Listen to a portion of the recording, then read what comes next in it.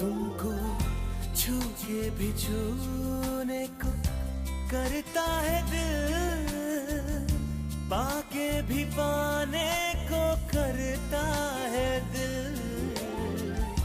आवारगी आने लगी, सांसों में खुशबू छाने लगी।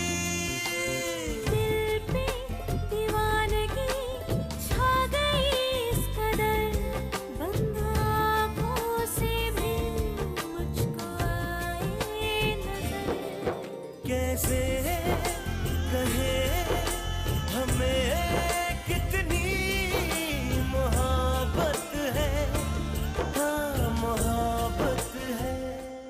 अब तक आपने देखा पुंज और मित्तल मीडिया हाउस की पूजा की पार्टी में अर्जुन का दोस्त अनीश आरोही की तारीफ करता है जो अर्जुन को पसंद नहीं आती। अनीश अर्जुन का गुस्सा देख आरोही का नाम अर्जुन से जोड़ता है, जिस पर अर्जुन उसे थप्पड़ मार कर कहता है, कभी गलती से भी ये मत सोचना कि ये मेरे साथ है। इसकी औकात ही क्या है? इसका और मेरा कंपैरिजन क्या है? इसकी क्लास में और मेरी क्लास में कोई फर्क नहीं दिख रहा है तेरे को? तभी भूमि पूजन के दौरान सविता पुंज वहां आ पहुंचती है और पूजा रोकने को कहती है। अब आगे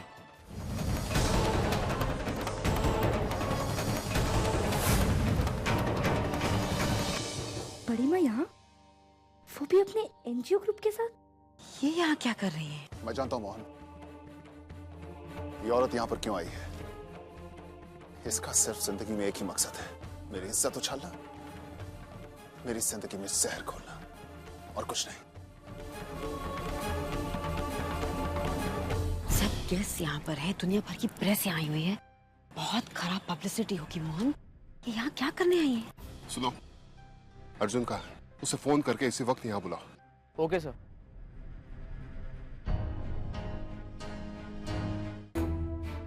hello hello Arjun sir, Prakash बोल रहा हूँ। वो स्टूडियो के कंस्ट्रक्शन साइट पे कुछ प्रॉब्लम हो गया है, कुछ एनजीओ के लोग आ गए वहाँ पे। कौन सा एनजीओ? वही जिसकी ओनर सविता जी हैं। कौन? सविता पुंज सान्याल।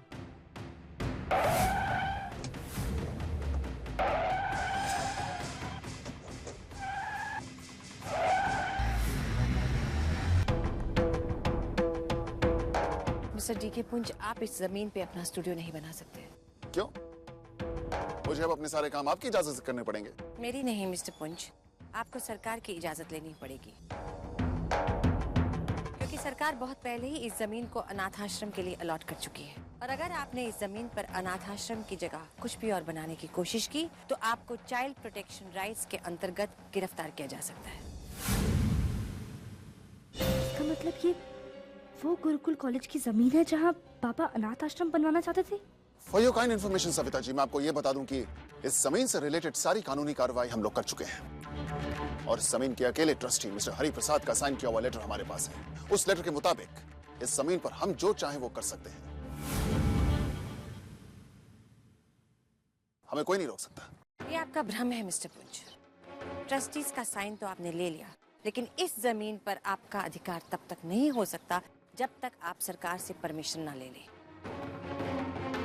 और इसकी संभावना बहुत कम है, क्योंकि आपको सरकार को ये एक्सप्लेन करना पड़ेगा कि इस जमीन पर अनाथ आश्रम की जगह स्टूडियो क्यों बनने दिया जाए। स्टूडियो बनेगा तो सभी को फायदा ही होगा सविता जी, एम्प्लॉयमेंट जनरेट होगा, सब लोगों को काम मिलेगा, टूरिज्म बढ़ेगा, टूरिज्म बढ़ेगा तो यहाँ की सरकार को पैसा मिलेगा, यहाँ के लोकल लोगों को पैसा मिलेगा, सभी के लिए विन विन सिचुएशन है। आप कब तक लोगों को बेवकूफ बनाते रहेंगे?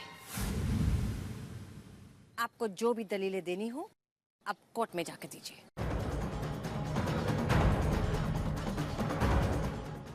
तुम एनजीओ टाइप्स को पब्लिसिटी बटोरने में बहुत मजा आता है।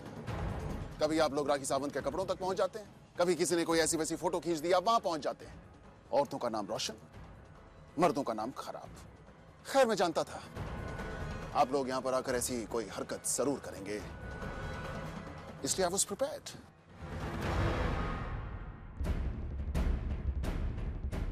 ये लीजिए, जमीन से रिलेटेड कागजात हैं, ये भी कोर्ट के ऑर्डर्स हैं, और इन कोर्ट के ऑर्डर्स के मुताबिक अगर आपके पास ट्रस्टी का सिग्नेचर हो तो आप जो चाहें उस जमीन पे कर सकते हैं।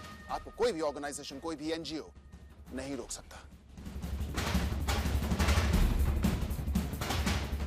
आप लड़ना चाहें तो कोर्ट में जाकर लड़ लीजिए, लेकिन तब तक हमारा काम शुरू हो चुका होगा। All the best.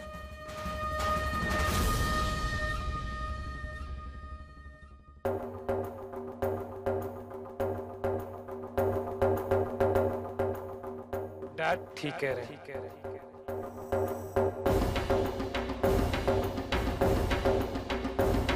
डैड, इन्होंने हमारी पर्सनल प्रॉपर्टी पे ट्रेसपास किया। हमें इन्हें यहाँ से बाहर करवा देना चाहिए।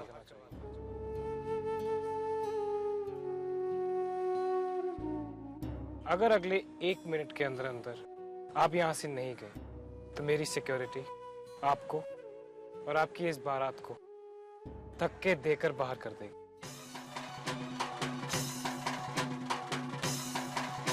लगता है तुमने बड़ों से ठीक से बात करना नहीं सीखा अर्जुन बेटा।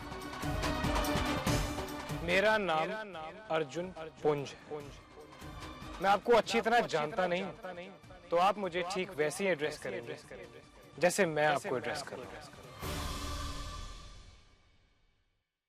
ये सब क्या हो रहा है? अर्जुन सर बड़ी माँ से इस तरह बात क्यों कर रहे हैं? बड़ी माँ के साथ इनका क्या प्रॉब्लम है? मिस्टर पुंज, ये मत सोचिए कि मुझे बाहर निकाल के आप जो चाहे वो कर लेंगे। ये जमीन अनाथ आश्रम की है और यहाँ अनाथ आश्रम ही बनेगा।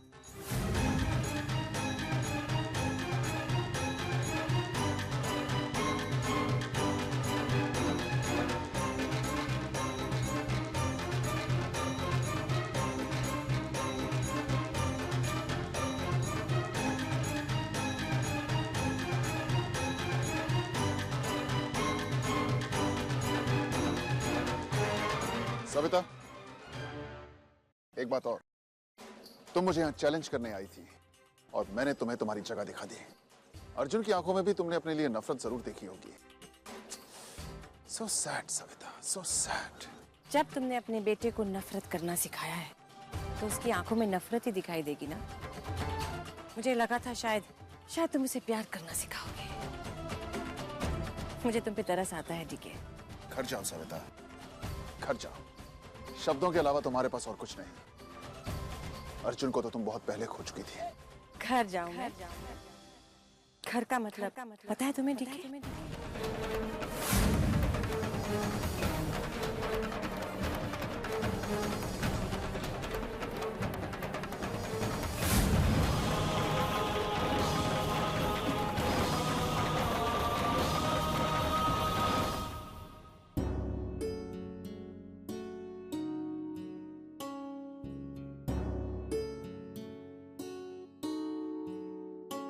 बड़ी माँ,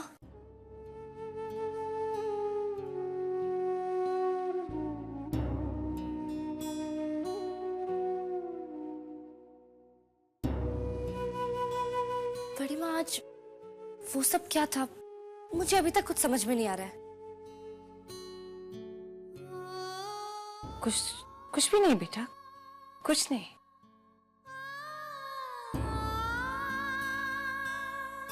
नहीं बड़ी माँ, कुछ तो बात जरूर है। अर्जुन सर के चेहरे पर आपके लिए इतनी नफरत, आपके चेहरे पे वो दर्द, कोई ऐसी बात है जिसके बारे में आप कभी बात नहीं करती। आपने हमेशा मुझे हिम्मत दी है, पर ये कुछ ऐसा है जिसके सामने आप खुद कमजोर पड़ जाती है।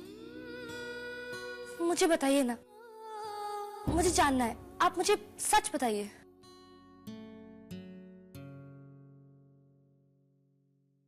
सच सुनना चाहती हो तो? सच ये है कि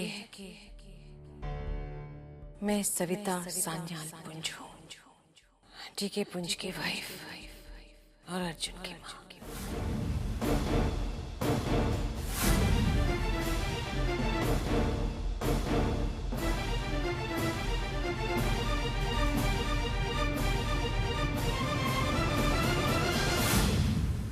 मेरी वजह से ही वो इतना कठोर है, मेरी वजह से ही वो औरतों को नफरत करता है। हाँ, मैं उसे छोड़ के चली गई थी 16 साल पहले। सुनोगे क्यों?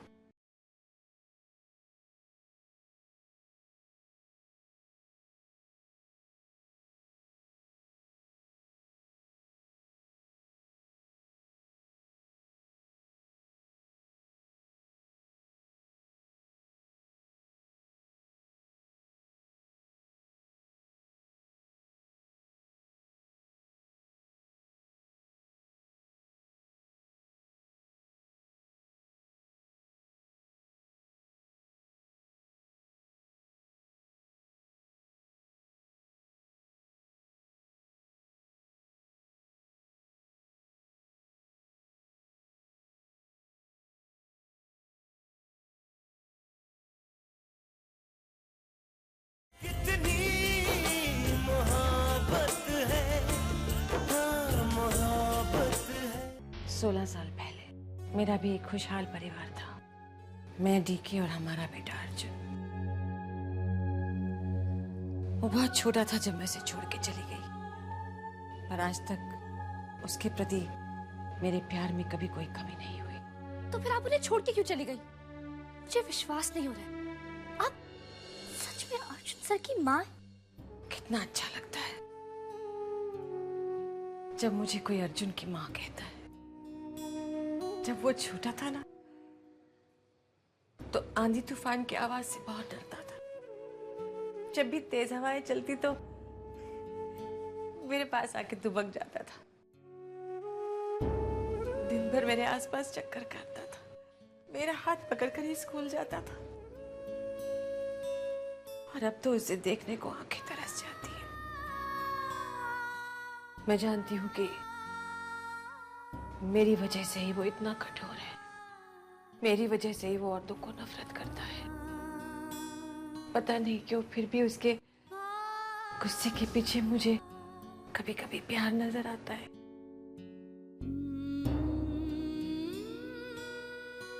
हाँ, मैं उसे छोड़ के चली गई थी 16 साल पहले। सुनोगे क्यों?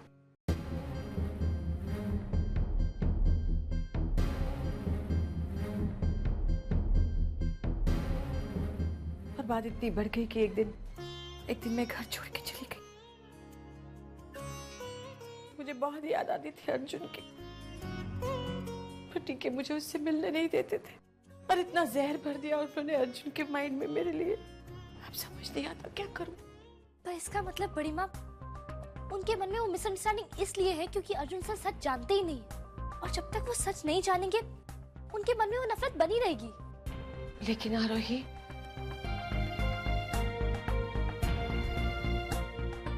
सच जानने से पहले उसे अपनी माँ का नजरिया जानना होगा। और आज तक उसके पिता ने जो सिखाया है उसे एक तरफ रख के सिक्के के दूसरे पहलू को देखना होगा। तब जाकर वो समझ पाएगा कि सच्चाई क्या है। पर बड़ी माँ, मुझे उन्हें ये सच बताना ही होगा। आप खुद सोचिए, अगर उन्हें ये सच पता होता तो आज हमें ये दिन देखना ही नहीं पड़ता। उन्हें सच जानना होगा मेरी खातिर, क्योंकि जितना प्यार मैं उनसे करती हूँ उतना प्यार उन्होंने कभी किसी से नहीं किया होगा।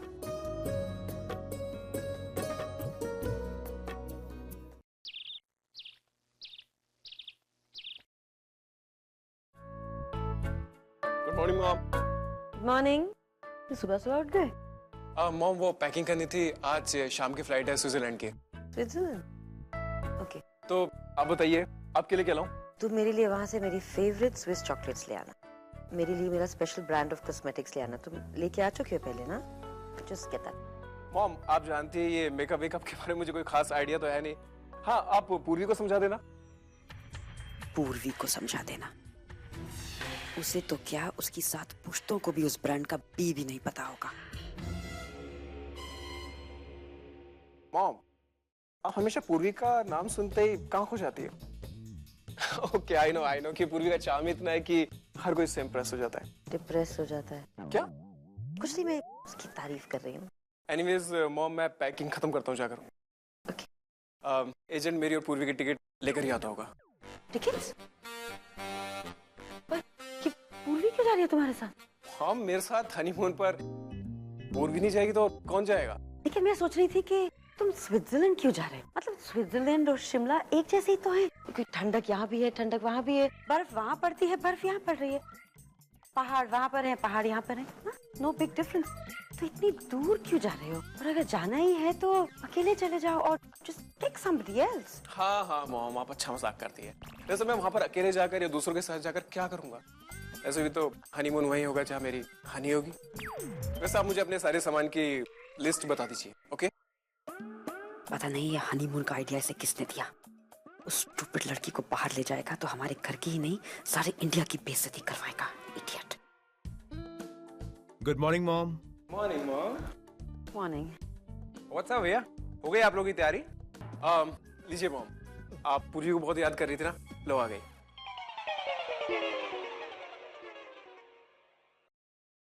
ये इट्स ओके। हाँ। मैंने कुछ गलत कर दिया? नहीं, मम्मी जी आपके लिए जूस। लेकिन प्लीज मुझे ये मम्मी जी कहना बंद करो। मुझे बहुत ओल्ड लगता है। मुझे लगता है मैं कोई नानी दादी बन गई हूँ। कहना है तो पानी कहो या मम्मा कहो, लेकिन ये मम्मी जी प्लीज। और जूस, सुबह सुबह मैं जूस नहीं पीती, उससे एसिडिटी होती है। It's not nice for my face. आप कोई बात नहीं पूर्वी, ये जूस मैं पी लूंगा। ओके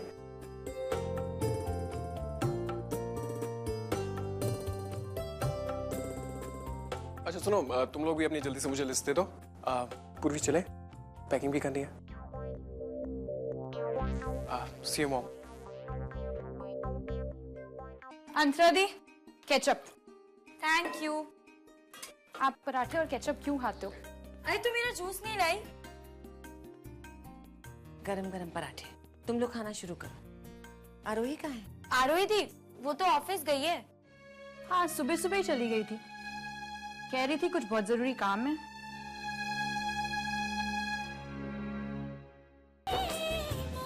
बस आज अर्जुन सर को सच बता दूं, फिर सब मिसअंडरस्टैंडिंग दूर हो जाएगी।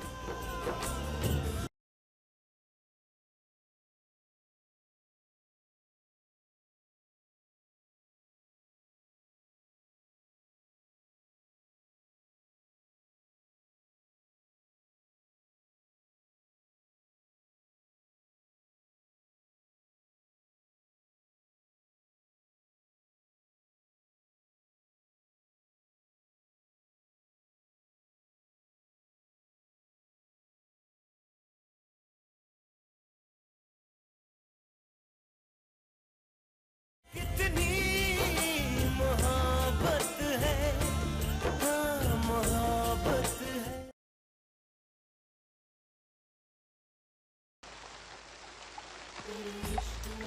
बारिश, मैं तो छाता भी नहीं लाई।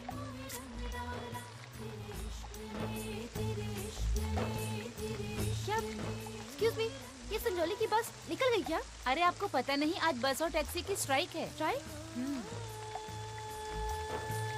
ओह नो, इसका मतलब ऑफिस पैदल जाना पड़ेगा। कोई बात नहीं, कम ऑन आज ऑफिस भाग के चलते हैं।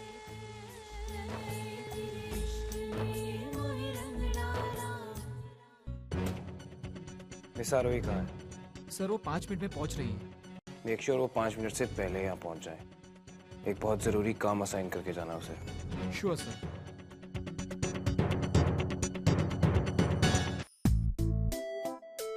पूर्वी, हमारे यहाँ पर ये पैकिंग जैसे काम ना सर्वेंट्स करते हैं। ये अपनी सुख निवास की हैबिट सब छोड़ दो। ये पैकिंग मेरा सर्वेंट्स के लिए रहने दो। हाँ जी मम्मा, जैसा आप कहे। मैं तो बस वो स्विट्जरलैंड जाने के लिए कपड़े डिसाइड कर रही थी। राइट, हम स्विट्जरलैंड हनीमून। फ्लाइट बहुत लंबी होगी पूर्वी। If I am not mistaken, तुम इससे पहले कभी प्लेन में तो नहीं बैठी होगी? Of course, how silly of me. ये पूछ भी क्यों रही हूँ? खैर, प्लेन में बैठने से पहले खुद को हाइड्रेट करना बहुत जरूरी है। मतलब कुछ ना कुछ पीते रहना चाहिए, नहीं तो तुम प्लेन में बहुत अनकंफर्टेबल महसूस करोगी। इसलिए मैंने तुम्हारे लिए स्पेशल मॉकटेल बनवाया है, कूल एंड रिफ्रेशिंग। पूर्वी, मम्मा मैं ये सब नहीं पीती। तुम नहीं पीती? तुमने कभी पिया भी नहीं होगा, कभी नाम सुना है? Anyways, हमारे यहाँ सब लोग पीते हैं, सर्वेंट्स को भी पता है कि क्या है। No problem, no problem. ये नॉर्मल ड्रिंक है, इसमें कुछ शराब वराब नहीं है। पी लो। देखो पूर्वी, मॉम तुम्हारा कितना ख्याल रखती है। जब इतने प्यार से कह रही है तो पी लो ना। ओके तो मैं चलती हूँ। ओके। अच्छा पूर्वी, सभी तैयारी हो गई? फैंटास्टिक। अब बस 1 घंटे के बाद ये मॉकटेल अपना असली रंग दिखाना शुरू कर देगी। और अब आपका ये हनीमून स्विट्जरलैंड में नहीं, शिमला में मनेगा। एग्जैक्टली वैसे जैसे मैं चाहती हूँ। थैंक गॉड कि मुझे पूर्वी के बारे में एक बहुत इंपॉर्टेंट बात याद रह गई। इनफैक्ट सबसे इंपॉर्टेंट बात। एक बार सलिल ने मुझे बताया था कि पूर्वी को सोया मिल्क से एलर्जी है। और आज की मॉकटेल में फ्रूट्स तो हैं ही, साथ में सोया मिल्क भी है। अब तक तो पूर्वी के सारे फेस पर रैशेस हो गए होंगे। वो बाथरूम के अंदर बाहर चक्कर लगा रही होगी। वो उसका उसके हनीमून के सारे प्लान्स पर पानी फिर गया। So bad. इडियट अमन दिन में क्यों लाइट्स ऑन करके रखता है? ओह माय गॉड, तुम्हें क्या हुआ? अच्छा है मॉम, आप आ गई। मेरी हालत बहुत खराब है। ओह गॉड, तुम्हें देख, तुमको रैशेस हो गए। तुम्हें तो ऐसे रैशेस सिर्फ सोया मिल्क से होते। तुम्हें एलर्ट, तुमने सोया मिल्क पी लिया? पता नहीं मॉम, थोड़ी देर पहले सलील भैया के रूम में गया था शर्ट बोरो करने। पूरी भाभी अपनी मॉकटेल पीने ही वाली थी, मैंने पी ली। राइट, ये पक्का उसी से हुआ है। I don't believe this.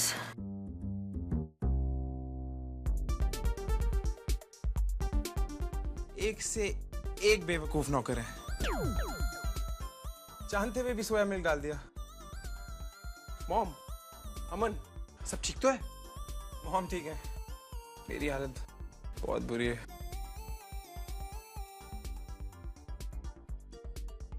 तूने फिर से सोया मिल्क पी लिया, idiot.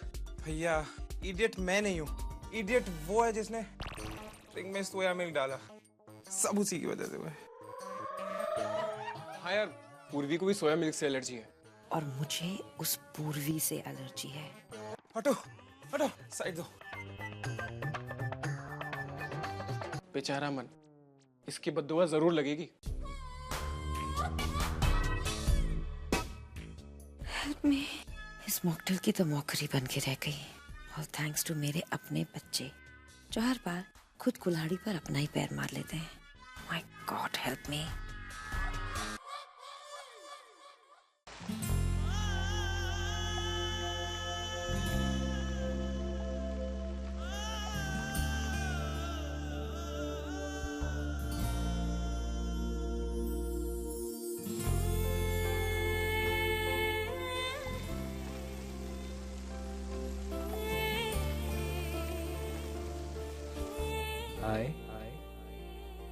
I love love you. you.